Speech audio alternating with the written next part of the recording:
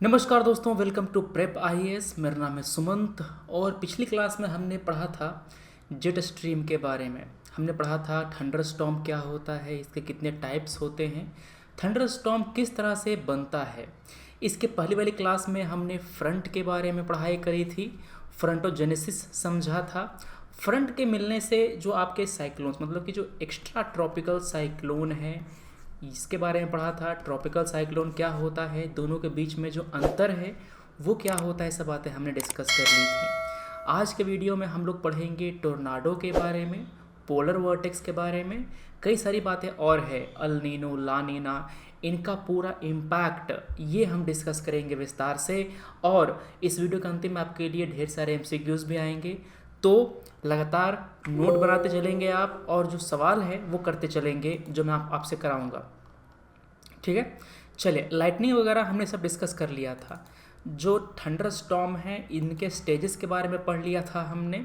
3 तरह के होते थे, ओरोग्राफिक, वो सब। लाइटनिंग के बारे में, लाइटनिंग कैसे पैदा होती है ये डिस्कस कर लिया था हमने। ठीक है ना।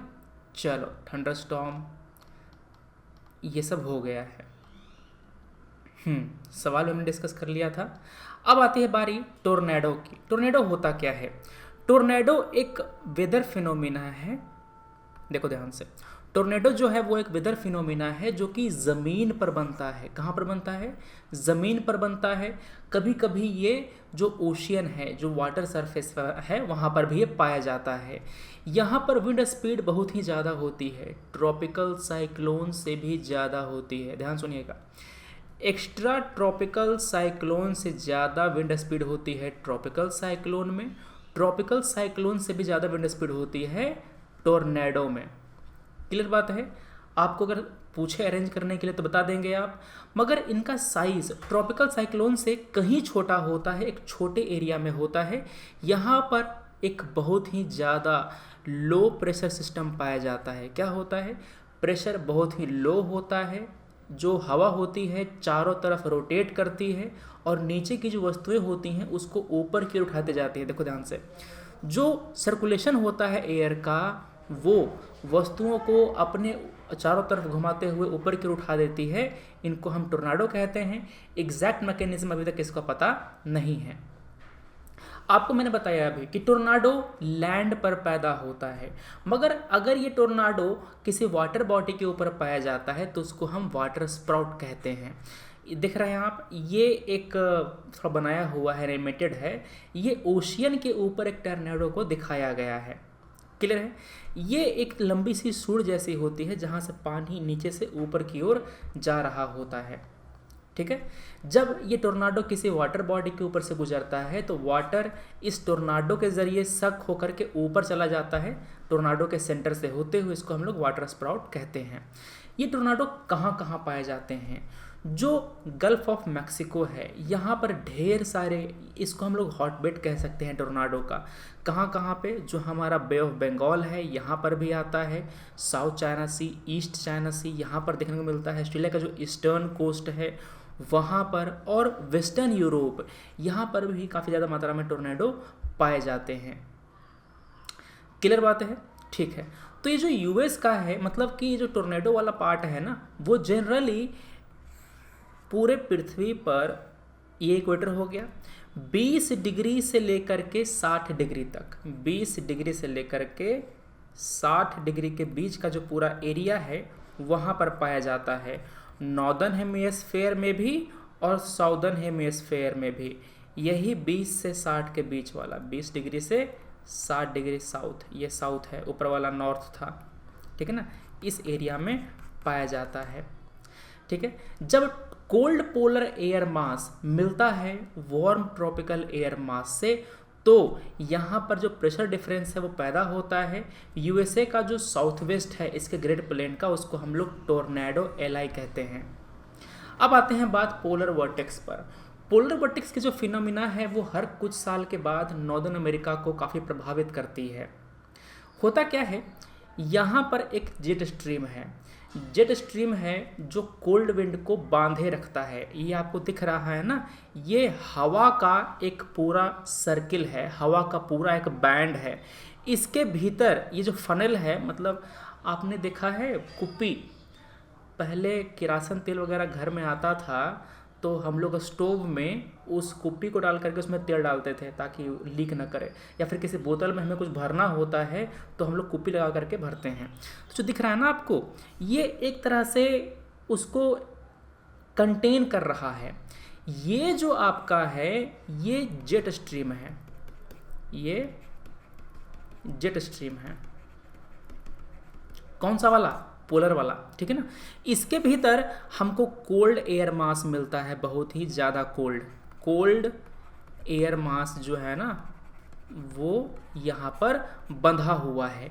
जैसे ही ये जेट स्ट्रीम कमज़ोर होता है, ध्यान सुनिएगा, जैसे ही ये जेट स्ट्रीम कमज़ोर होता है वो इस एयर मास को बांधे रहने में असफल होता है।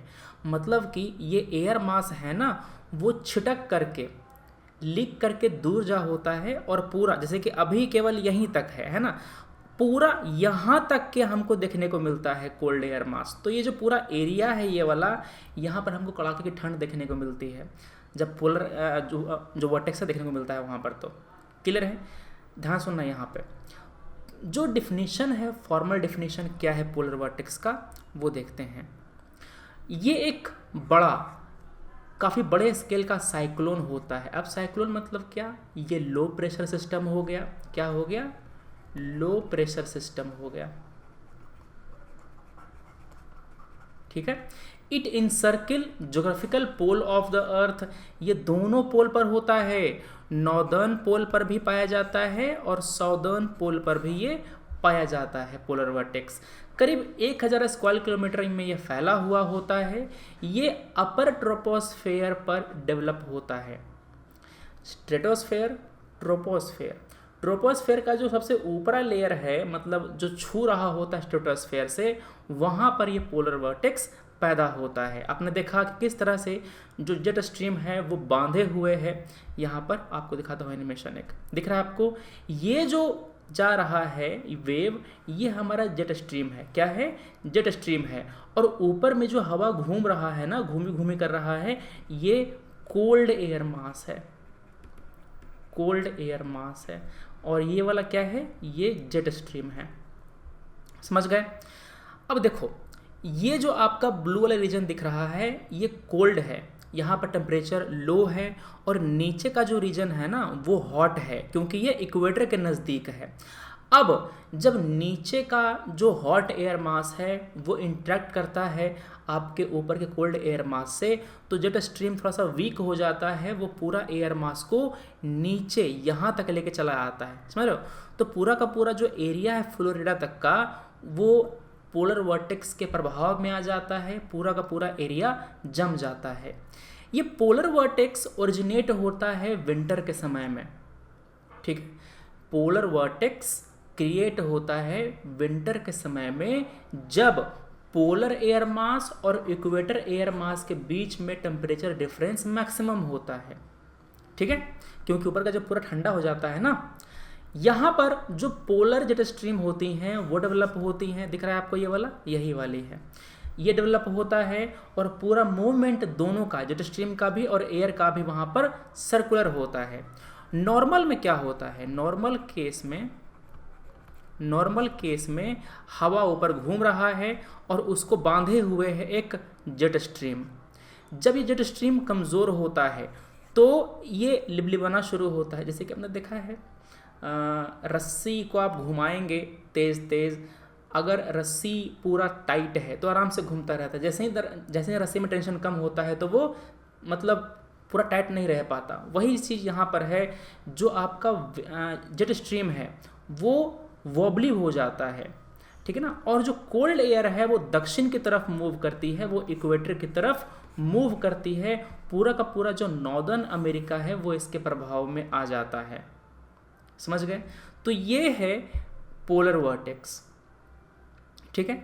ये 4 स्टेज में डेवलप होता है जो यहाँ पर दिखाया गया है। नीचे में है वार्म ट्रॉपिकल एयर, ऊपर में है कोल्ड पोलर एयर। क्या है? नीचे में है वार्म ट्रॉपिकल एयर, ऊपर में है कोल्ड पोलर एयर, और ये डायरेक्शन है उसके सर्कुलेशन का, ठीक है। ये सब बातें बता दी हैं। होता उतना जितना मैंने बताया है, केवल मैंने इमेज ऐड किया है इसलिए ताकि आपको ज़्यादा समझ में आए इन सब फोटोज़ को देख करके। ये सब बता दिया, ठीक है। देख रहे हो वाला किस तरह से जो पोलर वर्टेक्स है वो लीक करके पूरे इधर नॉर्थ अमेरिका को अपने कैप्चर में ले लेता है, ठीक है। देखो इस तरह से जो प्रभाव वो पड़ता है। यहाँ पर जो पोलर बेयर है वो तो खूब मज़े में है, क्योंकि उसका जो आइस है वो फिर से प्रेसिपिटेशन हुआ है, वहाँ पर खूब सारा उसको बर्फ़ मिल गया है, तो मज़े में है, अपना सरक रहा है। मगर पूरा का पूरा जो नॉर्थ अमेरिका होता है वो पूरा जम जाता है, झीलें, नदियाँ, गाड़ियाँ, कुल्फ़ी सब जम जाता है। तो यहाँ पर ये बातें हैं। अब करते क्या हैं, अब हम पढ़ते हैं एक बहुत ही बेहतरीन टॉपिक, पोलर स्ट्रेटोस्फेरिक क्लाउड, ठीक है। पोलर स्ट्रेटोस्फेरिक क्लाउड के बारे में पढ़ते हैं। ये क्लाउड बहुत ही इंपॉर्टेंट है ओजोन लेयर के डिप्लेशन के लिए। किसके लिए? ओजोन लेयर के डिप्लेशन के लिए। इनको हम लोग नैक्रियस क्लाउड या फिर मदर ऑफ पर्ल भी कहते हैं। ये विंटर के समय में पैदा होता है जब पोलर वर्टेक्स हो रहा होता है नॉर्दर्न हेमिस्फीयर में, नॉर्दर्न पोल पे जब पोलर वर्टेक्स पैदा हो रहा होता है ना, तो विंटर में ही ये क्लाउड पैदा होता है। यहाँ पर टेम्परेचर बहुत ही कम होता है, -80 डिग्री के करीब का होता है। समझ गए बात? अच्छा ये बताओ, जो ओजोन डिप्लीशन, जैसे कि ये जो ओजोन डिप्लीशन होता है वो नीचे में ज़्यादा प्रोमिनेंट क्यों है? नीचे में मतलब कि साउदर्न में ज़्यादा प्रोमिनेंट क्यों है नॉर्दर्न के मुकाबले? नॉर्दर्न वाला जो है वो आर्कटिक ओशियन है, पता है ना। नॉर्दर्न पोल, जो पूरा नॉर्दर्न पोल है वो एक्चुअली आर्कटिक ओशियन है। जो साउदर्न पोल है वो अंटार्कटिका है। आर्कटिक ओशियन समुद्र है, अंटार्कटिका लैंड है। आपको पता है ना कि एक ओशियन के मुकाबले जो लैंड होता है वो ज़्यादा इंटेंसली गर्म होता है, वो ज़्यादा इंटेंसली ठंडा भी होता है। मतलब ठंडा है तो खूब ठंडा है, गर्म है तो खूब गर्म है, समझ रहे हो।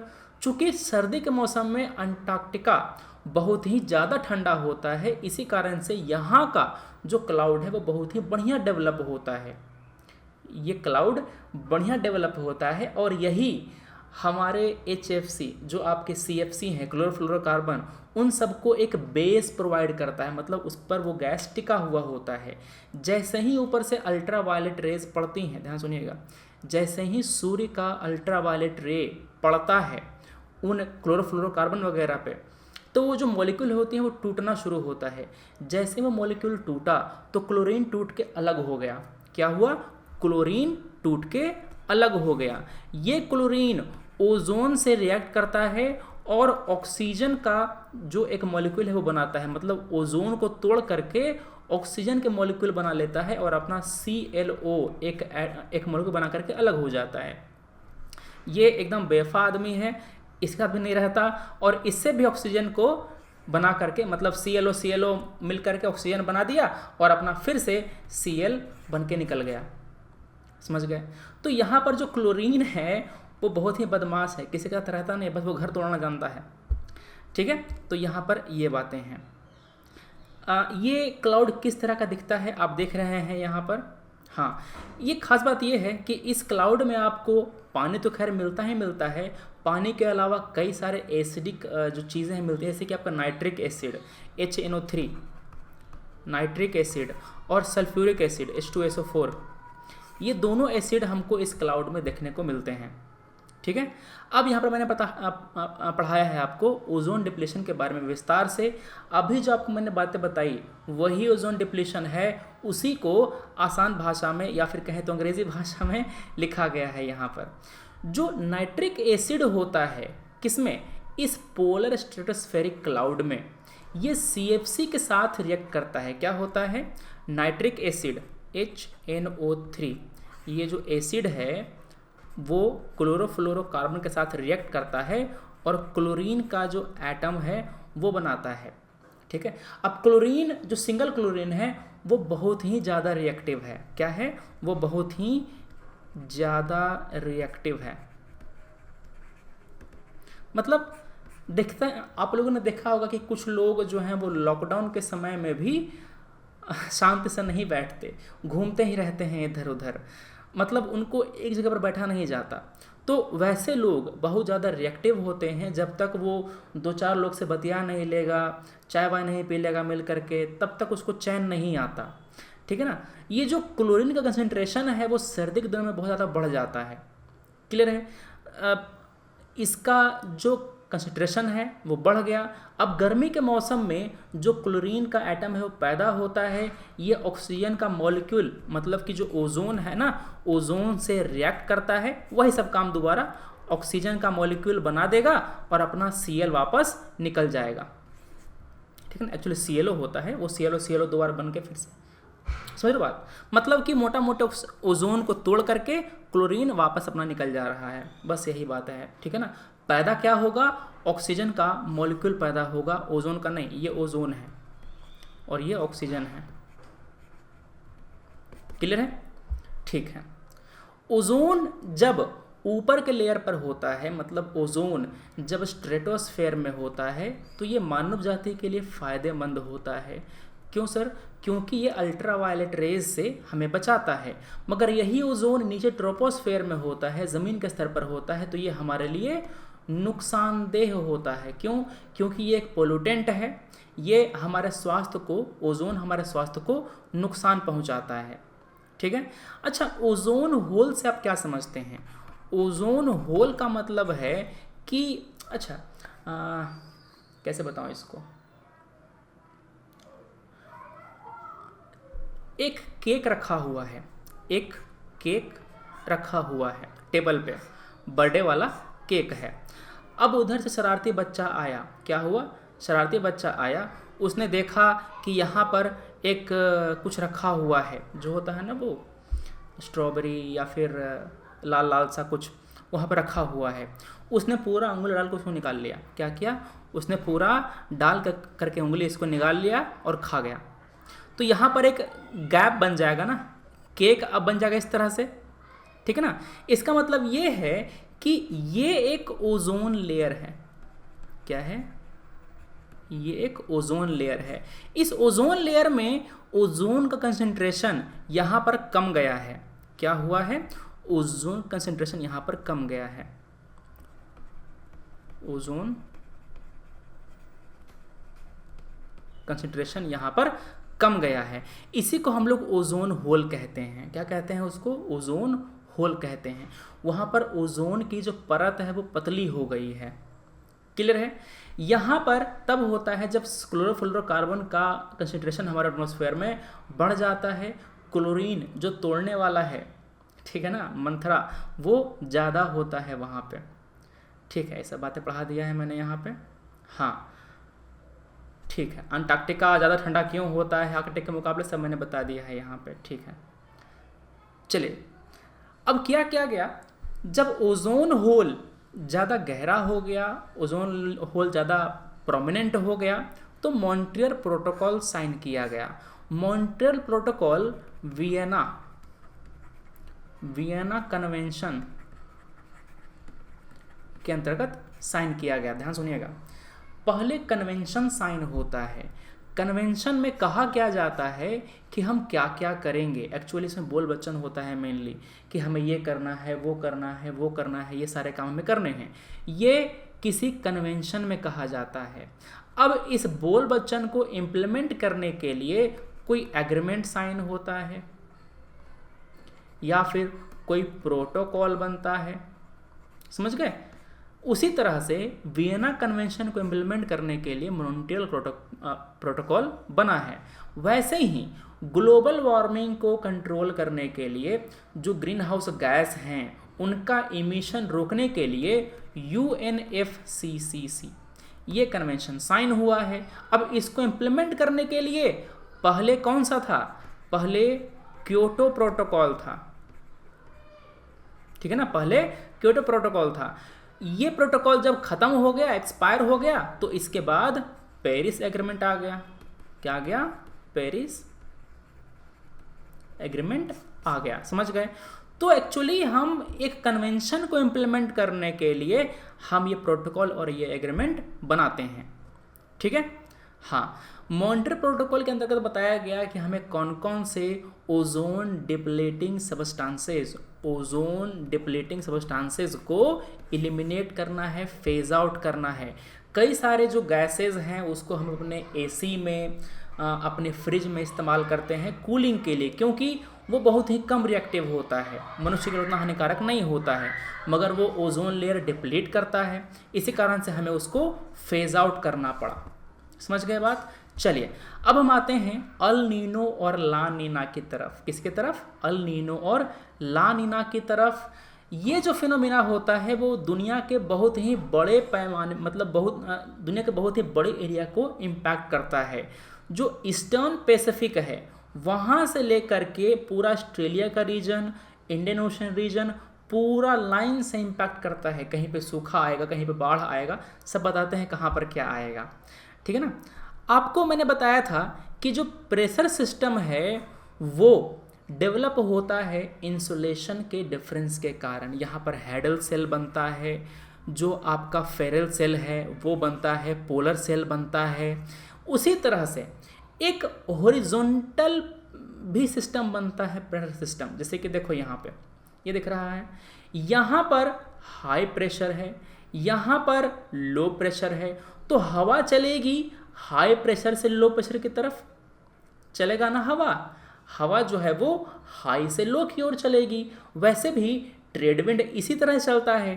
ये जो हवा है ना, ये ट्रेड विंड चल रहा है। ट्रेड विंड क्यों चल रहा है? क्योंकि हाई से लो की ओर चलना है। अच्छा सर, ये जो प्रेशर का जो डिफरेंस है, अगर डिफरेंस ज़्यादा है तो हवा तेज चलेगा, अगर ढलान ज़्यादा है तो गेंद तेज़ी से गिरेगा, अगर ढलान कम है तो धीरे धीरे गिरेगा। मतलब कि अगर हाई प्रेशर लो प्रेशर के बीच में डिफरेंस अगर कम होगा तो हवा को खींचने वाला जो फोर्स है ना वो उतना स्ट्रांग नहीं होगा। समझ गए? तो यहीं पर इसी कारण से अल नीनो पैदा होता है। क्या होता है? अल नीनो पैदा होता है। सबसे पहले बताएंगे कि जब ऑल इज वेल है तो क्या होता है, जब नॉर्मल कंडीशन होती है तो क्या होता है, पहले देख लो, उसके बाद समझ में आएगा कि समस्या कब आती है। देखो ये नॉर्मल कंडीशन है, यहाँ पर क्या हो रहा है, ये हाई प्रेशर है, ये साउथ अमेरिका वाला पार्ट है। कौन सा पार्ट सर? ये वाला पार्ट, ये है ना साउथ अमेरिका, यही वाला पार्ट है। उसको हम इस तरफ से देख रहे हैं, मतलब कि हमारा आँख यहाँ पर है, दोनों हम इस तरफ से देख रहे हैं। ठीक है ना? तो हमको ऐसे दिखाई देगा, जैसे कि ये मैप है। मैप अगर मैं ऐसे देखूंगा तो हमको दिखाई देगा कि यहाँ पर साउथ अमेरिका है, यहाँ पर क्या है, ऑस्ट्रेलिया है। समझ रहे हो? तो यहाँ पर क्या बन गया, हाई प्रेशर, यहाँ पर क्या बन गया, लो प्रेशर। ठीक है? और ट्रेड विंड चलना शुरू होता है। इस ट्रेड विंड के कारण जो ओशियन का वाटर है वो भी ईस्ट से वेस्ट की ओर मूव करता है। क्या होता है?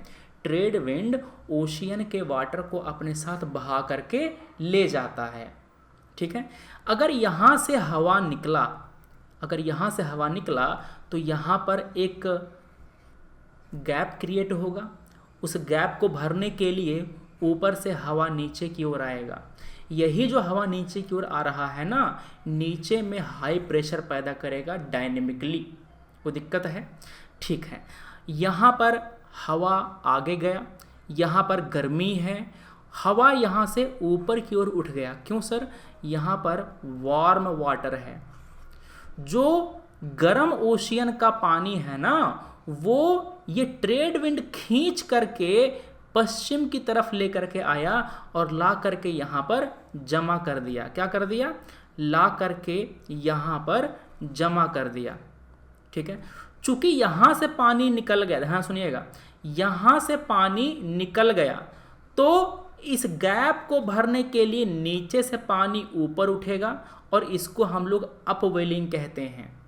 ओशियन में जब पानी नीचे से ऊपर की ओर उठता है तो उसको हम लोग अपवेलिंग कहते हैं।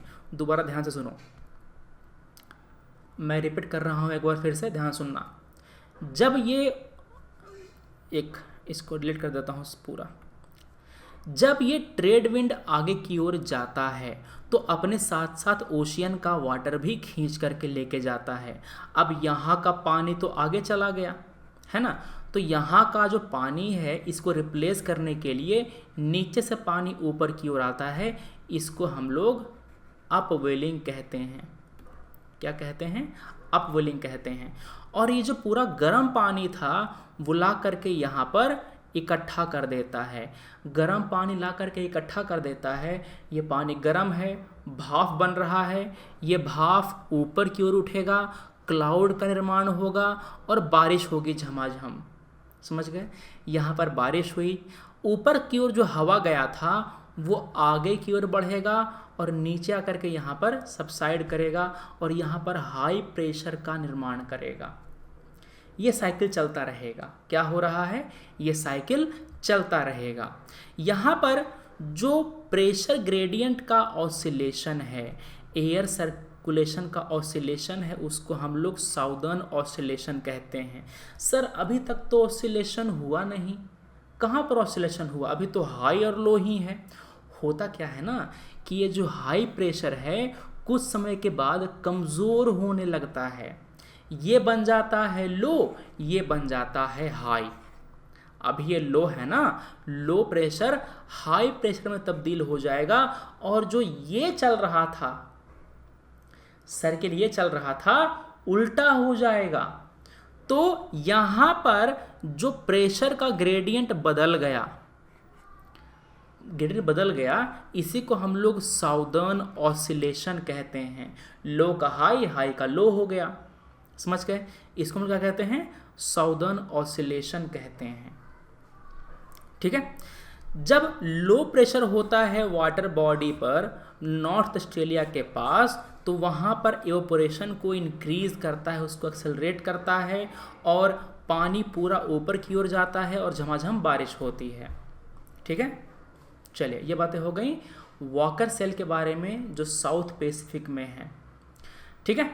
चलिए, यहाँ पर ये बातें हो गया, ये पढ़ा दिया मैंने। एक बात और, जब अल नीनो को आप मिला देंगे साउदर्न ऑसिलेशन के साथ तो इसको हम लोग कंबाइंड रूप से इंसो कहते हैं। अल नीनो साउदर्न ऑसिलेशन कहा जाता है। तो आपने देखा यहाँ पर कि नॉर्मल केस में क्या होता है। सर अल नीनो क्या होता है? अल नीनो वाले केस में ये जो ट्रेड विंड होता है ना, ये कमज़ोर हो जाता है। अगर ये ट्रेड विंड कमज़ोर हो रहा है तो ये जो ओशियन का धारा जो खींच करके ले जा रहा था आगे, वो भी कमज़ोर हो जाएगा। मतलब ओशियन के पानी को जो आगे ले जा रहा था ना खींच करके, ये पानी को ले नहीं जा पाएगा। अब जो गर्म पानी है वो आगे बढ़ने के बजाय यहीं पर जमा होने लगेगा। क्या हो जाएगा? यहीं पर गर्म पानी जमा होने लग जाएगा। अब गर्म पानी यहाँ पर आकर के एक्युमुलेट हो गया। अब यहाँ पर भाप बनना शुरू होगा। अब यहाँ पर बादल बनेगा और यहाँ पर झमाझम बारिश होगी। समझ गए बात? समझ गए बात? अब यहाँ पर जो अपवेलिंग हो रही थी, अपवेलिंग क्यों हो रही थी? क्योंकि पानी आगे चला जा रहा था। अब चूंकि पानी आगे जा ही नहीं रहा है तो अपवेलिंग होगी ही नहीं, नीचे से पानी ऊपर नहीं ना आएगा। समझ गए बात? तो ये होता है अल नीनो का कंडीशन। क्या होता है? ये होता है अल नीनो। देखो ध्यान से, ये है अल नीनो। क्लियर बात? ये नॉर्मल कंडीशन है, ये नॉर्मल कंडीशन है। ठीक है ना। ये हवा जा रही है अपने साथ ओशियन के वाटर को भी ले जा रही है नॉर्मल कंडीशन में। ठीक है। मगर अल नीनो में क्या होता है, ये जो हवा होती है ये कमज़ोर हो चुकी होती है। प्रेशर का जो टेबल है वो बदल चुका होता है। मतलब कि यहाँ पर पहले हाई था, यहाँ पर अब लो हो जाता है। समझ गए बात? तो हवा उल्टी दिशा में कभी कभी चलने लग जाती है और इस कारण से यहाँ पर गर्म पानी भर जाता है। यहाँ पर गर्म पानी आकर के एक्युमुलेट हो जाता है, भाप बनता है, ऊपर बादल बनता है और बादल बारिश करती है। ये साउथ अमेरिका है। बताना जरा ये कौन सा माउंटेन रेंज है? ये कौन सा माउंटेन रेंज है ज़रा बताइएगा। जो लंबा सा निकल रहा है ना, आपको नाम पता होगा, मैंने इसको पढ़ाया है पहले। ठीक है। तो आपने यहाँ पर अल नीनो क्या होता है समझ लिया। आपने क्या देखा, पेरू के कोस्ट पर, यहाँ पर ये कंट्री जो है वो पेरू है, पेरू के कोस्ट पर धुआंधार बारिश हो रही है और क्या हो रहा है, अपवेलिंग नहीं हो रही है। अपवेलिंग क्यों बोल रहे हैं इतना? अपवेलिंग का एक पर्पस है, अपवेलिंग का एक कारण है, ध्यान से सुनिएगा। अपवेलिंग से क्या फायदा होता है? ये समुद्र था, अगर यहां से नीचे का जो पानी है ऊपर आएगा तो क्या फायदा होगा? आपको पता है कि नीचे कोल्ड वाटर होता है, नीचे ठंडा पानी होता है, ठंडे पानी के साथ साथ इसमें कई सारे मिनरल्स होते हैं, कई सारे मिनरल्स होते हैं, न्यूट्रिएंट्स होते हैं, पोषक तत्व होते हैं। जब यह पानी ऊपर की ओर आता है तो अपने साथ जो मिनरल्स हैं, जो न्यूट्रिएंट हैं, वो लेकर के आता है, न्यूट्रिएंट रिच वाटर लेकर के आता है और यहाँ पर ये ताज़ा पानी, अंदर का पानी ला करके जमा करता है। चूंकि इस पानी में न्यूट्रिएंट ज़्यादा है तो यहाँ पर फाइटोप्लैंक्टन,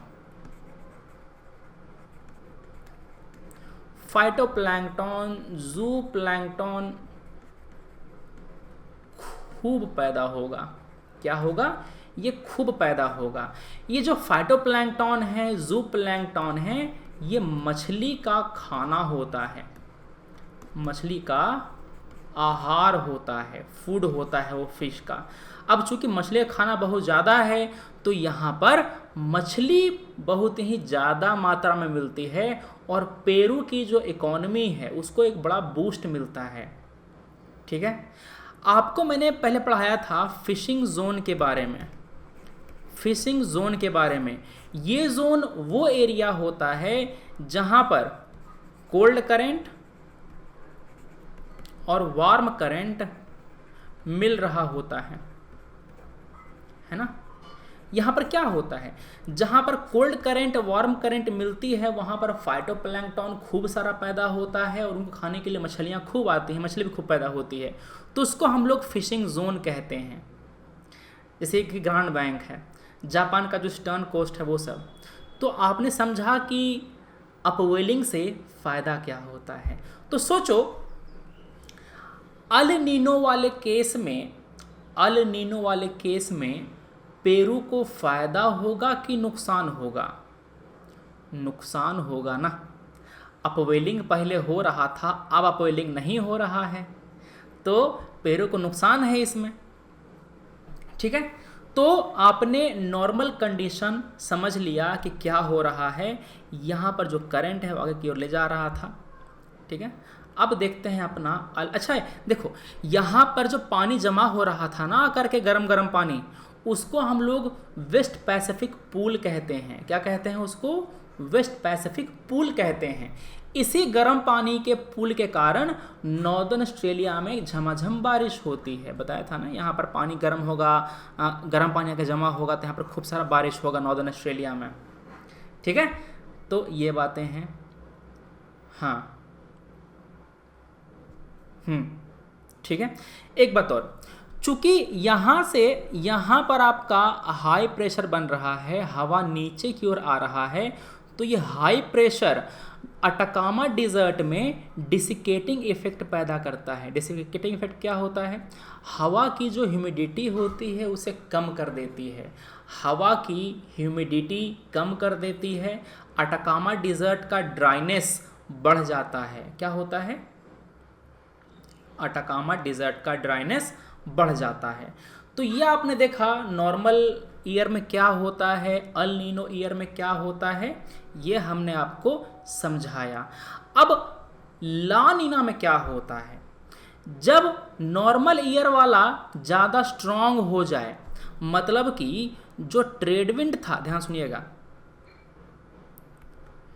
ये नॉर्मल है। अल नीनो में क्या होगा? ट्रेड विंड कमज़ोर हो जाएगा। ठीक है, ला नीना में क्या होगा? ट्रेड विंड पहलवान हो जाएगा। ट्रेड विंड पहलवान हो जाएगा। पहले जितना पानी खींच के ले जा रहा था उससे ज़्यादा पानी खींच के ले जाएगा, यहाँ पर और ज़्यादा अपवेलिंग होगी। Means La Nina is the intensification of normal condition. समझ गए? जो चल रहा है वही और मजबूत हो गया तो उसको हम ला नीना कहते हैं। क्या कहते हैं? ला नीना कहते हैं। ठीक है। तो यहाँ पर आपने ये सब चीज़ें पढ़ ली हैं। ठीक है, पीडीएफ मिल जाएगा, चिंता की बात नहीं है। जो पीडीएफ है ना ये वाला आपको टेलीग्राम पर मिल जाएगा, प्रेप आईएएस टेलीग्राम का नाम है। चलो अब हम देखते हैं इसका इम्प्लीकेशन क्या होता है अल नीनो का। मैंने क्या बताया यहाँ पर, पेरुवियन कोस्ट पर अपवेलिंग कम हो जाती है तो यहाँ पर का जो मछली उद्योग है वो मार खा जाता है। इंडोनेशिया का जो पूरा एरिया है वहाँ पर सूखा पड़ जाता है, ड्राइनेस बढ़ जाती है। इसी कारण से वहाँ पर हमको जो फॉरेस्ट फायर है ना वो देखने को मिलता है।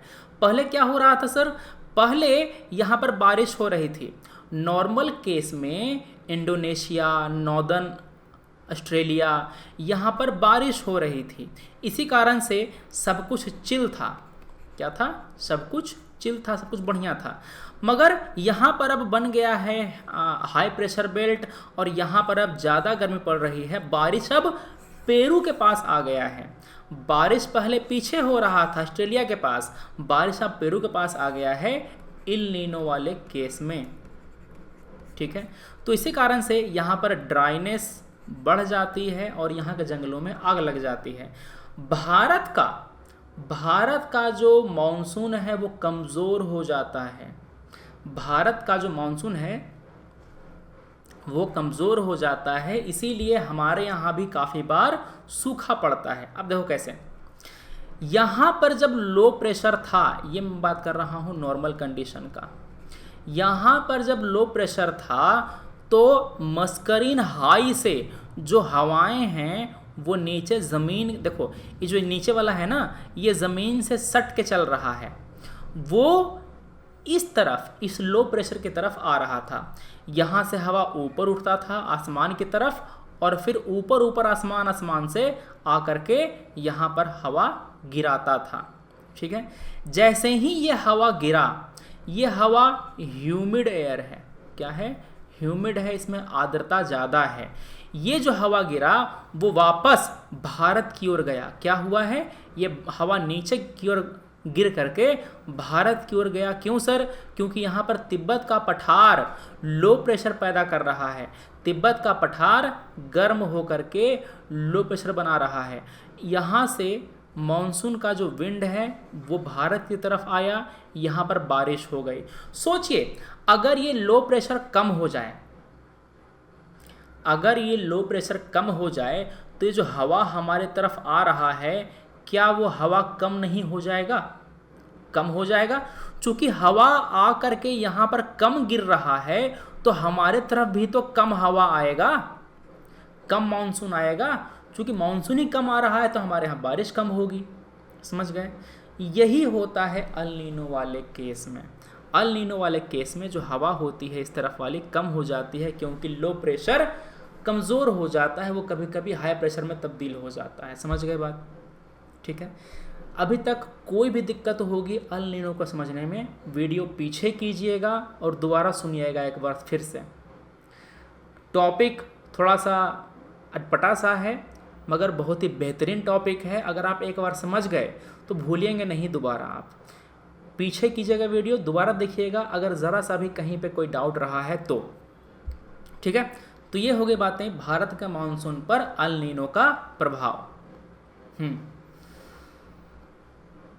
ठीक है, आगे ला नीना मैंने क्या बताया था? देखो यही वाला तो केस था नॉर्मल में यही वाला केस था।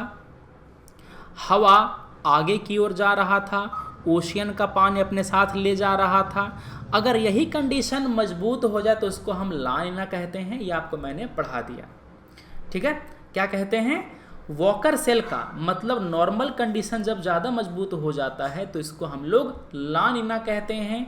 नॉर्दर्न ऑस्ट्रेलिया में और ज़्यादा बारिश आती है, बाढ़ आ जाती है, भारत का मानसून भी और बढ़िया हो जाता है। समझ गए? भारत का जो मानसून है वो बढ़िया हो जाता है। अटकामा डेजर्ट में सूखा आता है। क्यों सर? यहाँ पर हवा नीचे गिर रही है, हाई प्रेशर बनेगा, डिसिकेटिंग इफेक्ट पैदा होगा, मतलब जो ह्यूमिडिटी है आपके मरुस्थल की वो और बढ़ जाएगी। ठीक है ना? सॉरी, जो ड्राइनेस है, जो डिज़र्ट की जो ड्राइनेस है वो बढ़ जाएगा, ह्यूमिडिटी वहाँ का कम जाएगा। इसको हम कहते हैं डिसिकेटिंग इफेक्ट।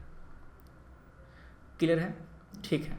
चूंकि यहाँ पर अपवेलिंग ज़्यादा हो रहा है तो वहाँ पर मछली और पकड़ी जाएगी, फिशिंग जो इंडस्ट्री है वो बूम हो जाएगा। चूँकि मछली का सप्लाई बढ़ गया है तो वहाँ पर प्राइस क्रैश हो जाता है। जनरली हमें देखने को मिला है ला नीना वाले केस में। ठीक है, तो अभी तक हमने पढ़ लिया है अल नीनो, ला नीना, इन सब के बारे में। टोर्नाडो क्या होता है, थंडरस्टॉर्म क्या होता है, लाइटनिंग क्या होती है, इन सब के बारे में हमने विस्तार से चीज़ें देख ली हैं डायग्राम समेत। अब हम कुछ क्वेश्चंस करेंगे, अब हम कुछ एमसीक्यू करेंगे, जहाँ पर सबसे पहले हम लोग जो अपना ट्रॉपिकल साइक्लोन था, एक्स्ट्रा ट्रॉपिकल साइक्लोन था, उसको हम लोग रिवाइज करेंगे सवालों के ज़रिए। आपके डाउट्स को क्लियर किया जाएगा और फिर हम आगे की ओर बढ़ेंगे।